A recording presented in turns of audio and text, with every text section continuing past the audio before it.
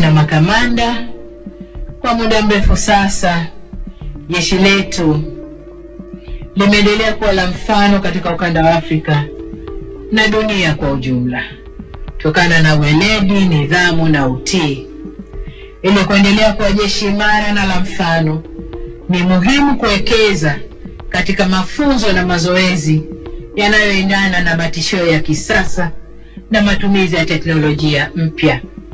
Nisisitize pia kwamba sambamba na kuwekeza katika mafunzo na mazoezi ya kijeshi, ushirikiano na vyombo vingine vya ulinzi na usalama ni muhimu katika kudhibiti matishio ya kiusalama, ikiwemo yale ya kiugaidi. Kila chombo kina majukumu yake, lakini dhima kuu ni ulinzi wa uhuru wetu, mamlaka na heshima ya nchi yetu. Wito wangu kwenu: msikubali jeshi letu kuchafuka.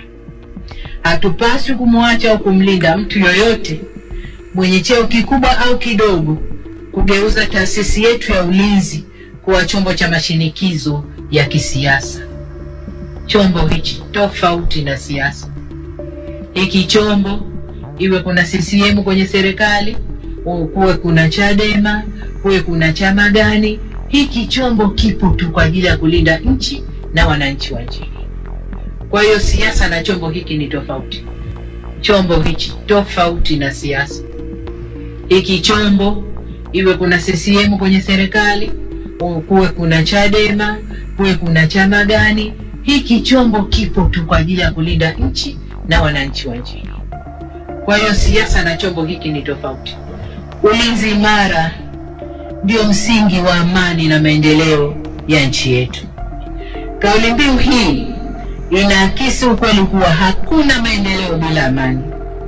Sasa jeshi la wananchi wa Tanzania, kiwa chombo muhimu cha ulinzi wa ndani na nje ya nchi, linategemewa kuendeleza usalama na amani ili wananchi waweze kushiriki kikamilifu katika shughuli za maendeleo.